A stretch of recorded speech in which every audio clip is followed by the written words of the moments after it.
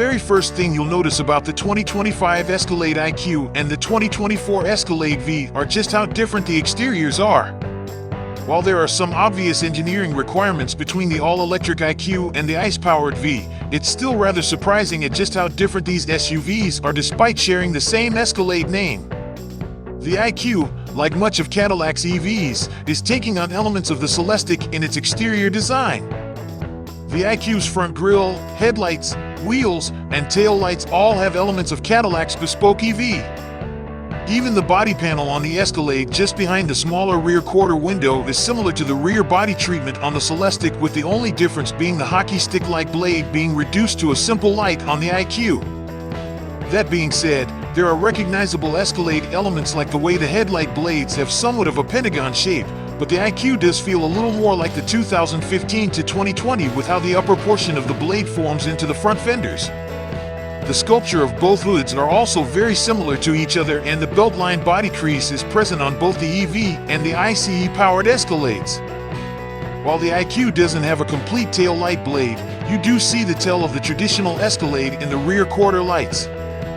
Finally, the overall design of the rear liftgate on both the IQ and the V are both very close in design, with only slight differences in the Escalade and trim level emblems as well as the rear valence. The valence doesn't see the same diffuser-like strakes on the IQ as we see on the V. Both vehicles also feature massive wheels, with the Escalade IQ featuring 24-inch aerodynamic wheels with 35-inch tall tires. The V uses a set of 22-inch wheels with a set of 275/50 or 22 tires, a tire that's nearly 33 inches tall. The EPA hasn't certified a driving range estimate for the Cadillac Escalade IQ yet, but GM says their goal is for the all-electric Escalade to travel 450 miles on a single charge. To do it, the Escalade IQ's 200.0 kilowatt-hours Ultium battery pack will need to work smarter rather than harder.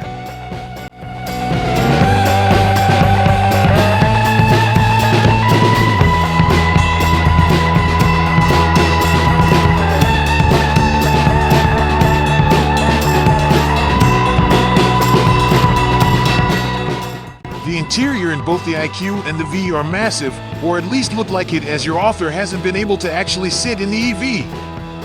That is where the similarities begin to separate, however. First, the obvious difference is the display, where the V only expands to the center of the dash and the IQ spans nearly the entire dashboard.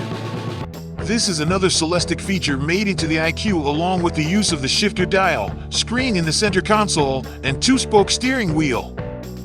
One design in both the EV Escalade IQ and the ICE Escalade V are the rear captain's chairs with individual screens. Though, the IQ seems to feature a third screen in the passenger rear console, as well as a storable table to hold a laptop and an available executive seating option. The V doesn't feature a rear center console, but both vehicles seat up to 7 people, as both have a folding third-row bench seat. One of the nice features for both the IQ and the V is the availability of GM's Super Cruise, with it coming standard on the all-electric Escalade. The Super Cruise relies on LiDAR mapping, real-time cameras, GPS, and other sensors to keep the Escalade on the right lane path for over 400,000 miles of roads in the US and Canada. Both the V and the IQ feature a rich and luxurious interior, but the IQ follows the path of the Celestiq and gives off a feeling of a bespoke design in its contrasting but complementing interior elements. All Escalade IQs used captain's chairs in the second row and have a 60/40 split power bench in the third row. To appease the chauffeur, Cadillac offers an optional executive second row that adds a rear center console complete with an additional touchscreen display and two 12.6-inch rear headrest monitors. Its lack of neither an engine nor a transmission tunnel versus the gas-powered Escalade allows for a 12 cubic foot frunk under the hood.